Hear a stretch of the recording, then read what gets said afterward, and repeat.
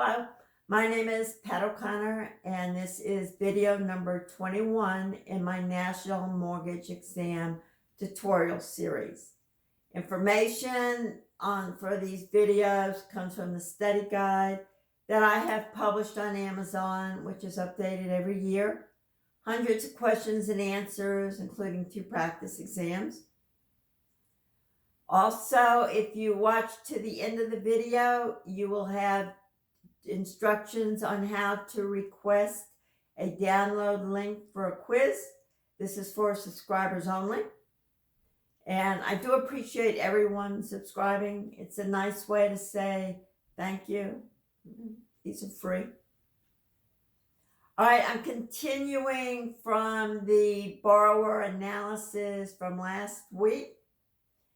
And in just a few minutes, we'll get into a math examples when I talk about loan to value and debt to income ratios.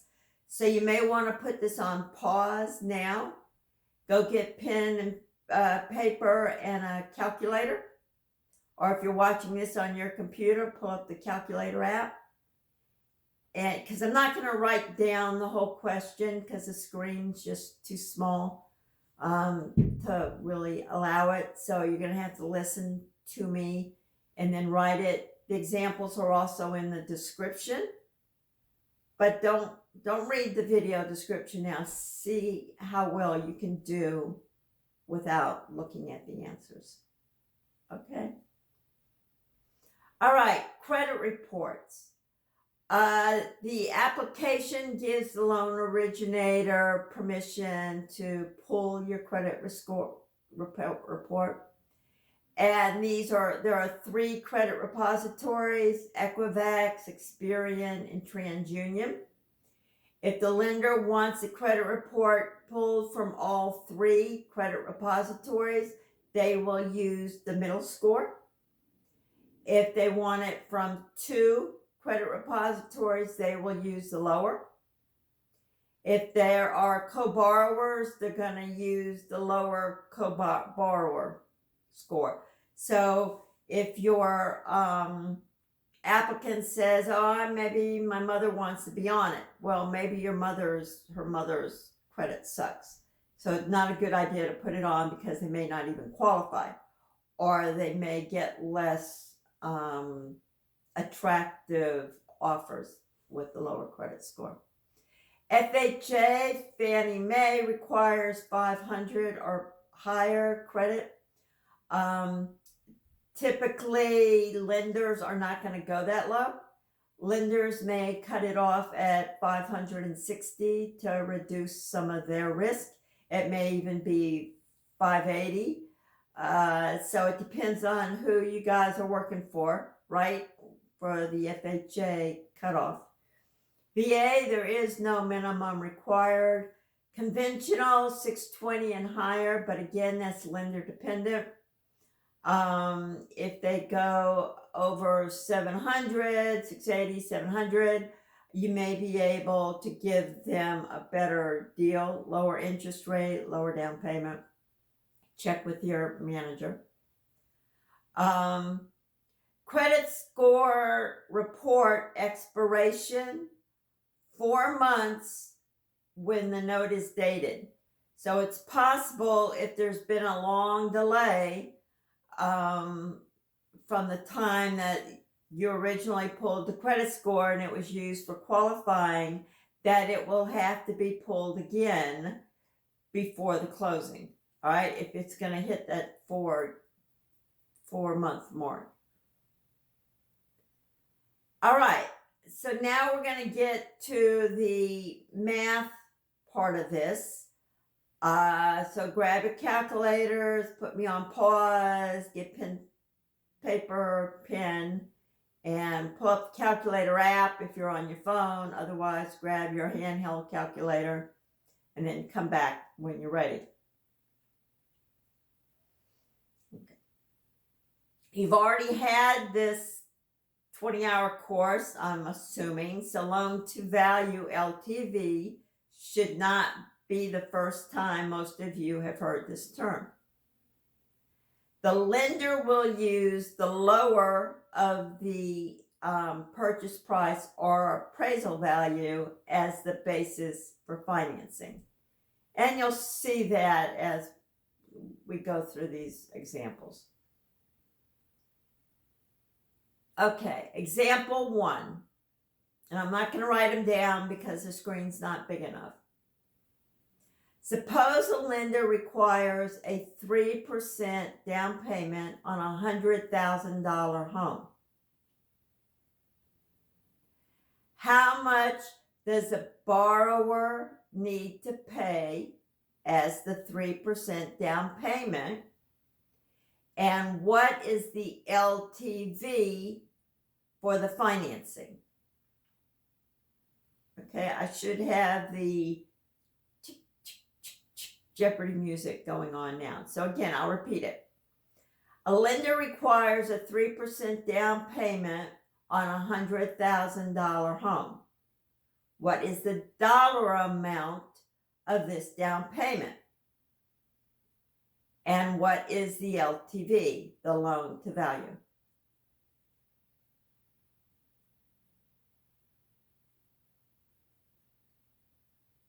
All right. So 3% of 100,000 is 3,000 as a down payment. So 3% down payment means it's going to be 97% financing, right? And that would be 97, wait a minute, $97,000. So if you put $97,000 divided by $100,000, then that should come up as 0.97 on your calculator. And you express LTVs as a percent. So what you see on your calculator, move the decimal place 2 positions to the right. Example 2. Suppose a lender required 3% down on a house with an offer price of $100,000, but the property appraised for $95,000. What's the LTV now? And what's the adjusted down payment? Okay, so same $100,000 house, same 3% down payment, but now the appraisal value is less than the purchase price. So the appraisal value came in at $95,000. All right, so your calculations are going to change.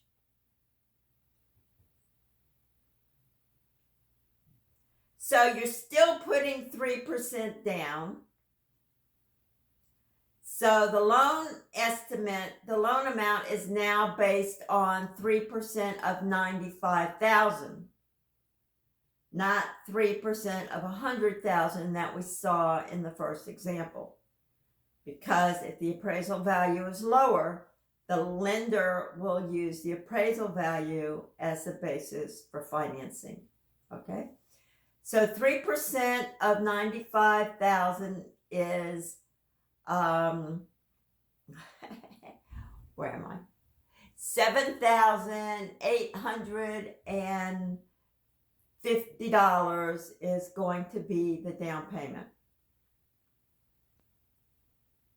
So the LTV would now equal $92,150 divided by the $95,000. Okay? Because 3% down means they are financing 97%. 97% of 95,000 is 92,150. So the LTV, 92,150. The new loan amount divided by the appraisal value of 95,000 equals 97%.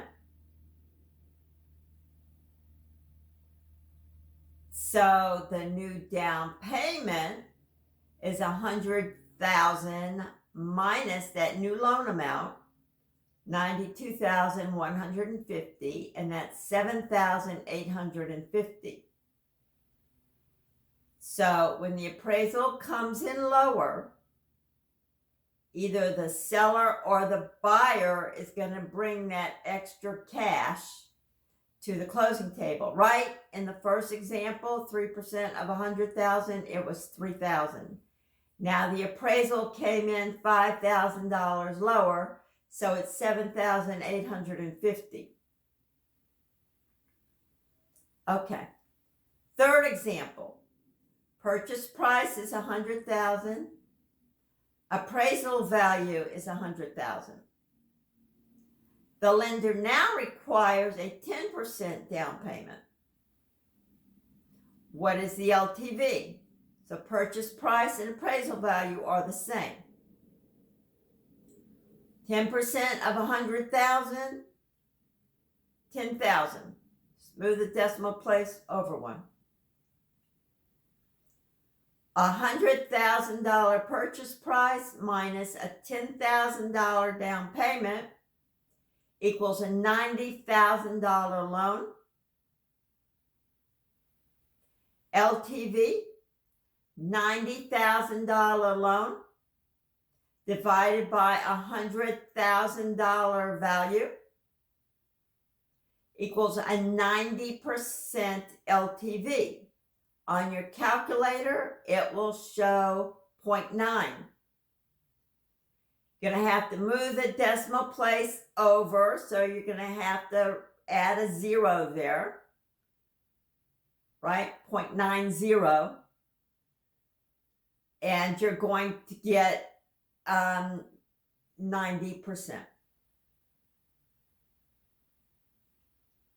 All right, those are the kinds of LTV questions you're going to get.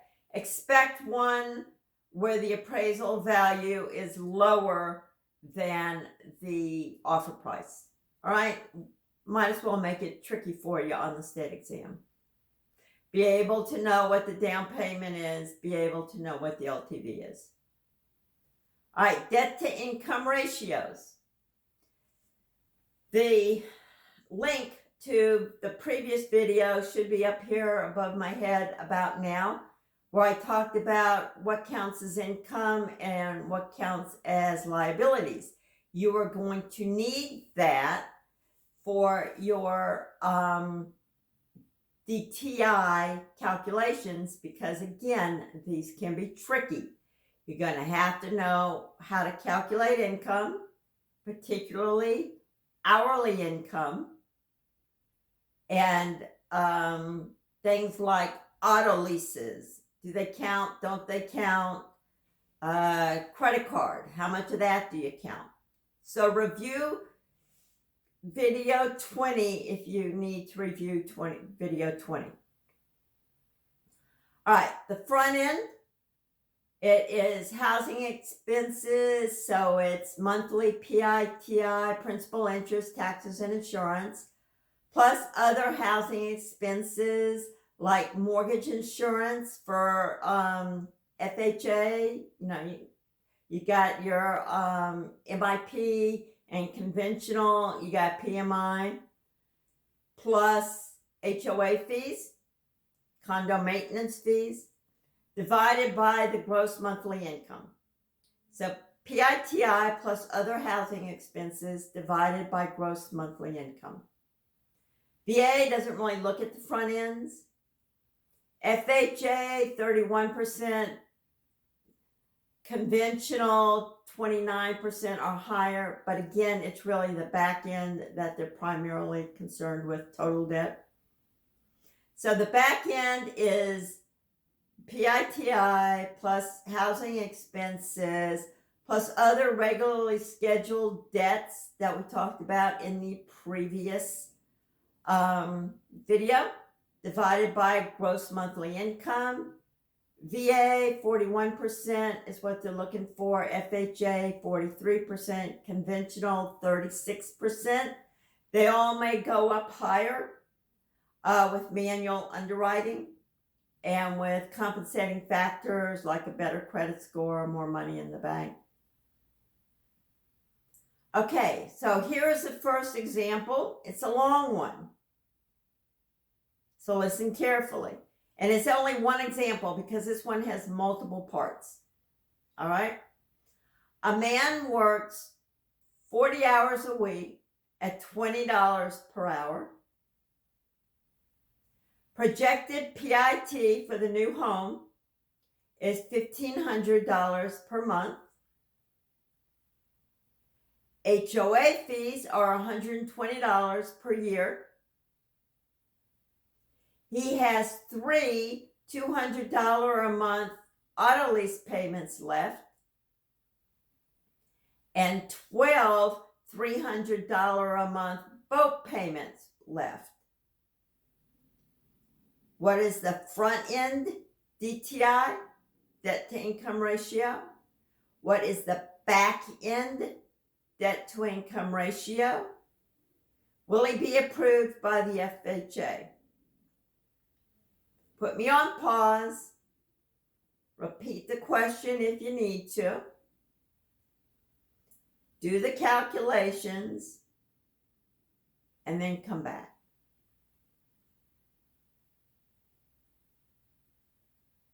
All right.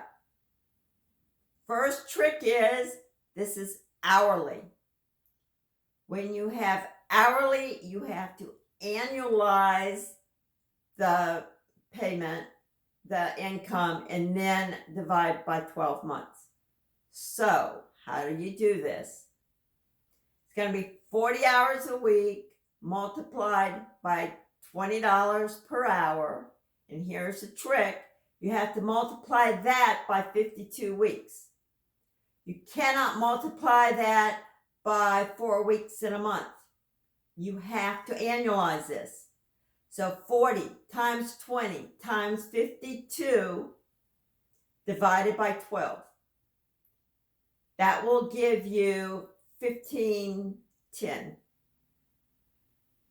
So the front end debt to income, the housing expenses, that will give you $3,466.67. So 40 times 20 times 52 divided by 12 gives you a monthly gross income of $3,466.67. The housing expenses, here's the second trick. Gave you HOA fees yearly. You need to divide the HOA fees by 12, okay, to get monthly. So, housing expenses are $1,500 for PITI plus $120 yearly divided by 12 months, which is $10 a month. So, total housing expenses are $1,500 plus $10. So that would be $1,510 for the month. Front end DTI then is your $1,510 housing expenses divided by your gross monthly income, which is $3,466.67. That equals 44%. Okay? So that's going to be on the high side.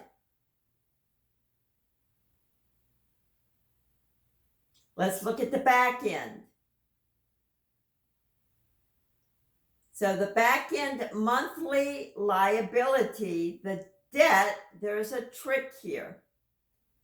It's going to be the $1,510 of your total housing expenses. And you have to include both the car and the auto, the car and the boat. the car's only got 3 months left on it for the auto lease. But if you're leasing, you always have to count the amount of the lease, no matter how many months are left in the lease. So that would be $200. The boat has 12 payments left. You have to count everything that is 10 and more as a debt. So the 200 lease, the 300 boat is going to be an additional $500 than what we had in the first problem. So total back-end liability is now going to be $2,010. Gross monthly income has stayed the same. So the back-end DTI is $2,010 divided by $3,466.67. That equals a 58% back-end ratio. That's pretty high. May not be able to get it unless he's got a lot of compensating factors. So what can you, as a loan originator, advise? If he pays down that boat loan, he had 12 payments left. If he goes to where he has 9 payments less, you don't have to count that $300 a month as part of the monthly debt. So if you do that, you now have a monthly debt of $1,810 instead of $2,010. So $1,810 divided by $3,466.67 is a 52% back-end ratio. That may be enough. You dropped it by 6%. It's not going to be manually, it's not going to be automatically underwritten, but it may be okay for manually underwritten if they have other factors in their favor. It may still be too high.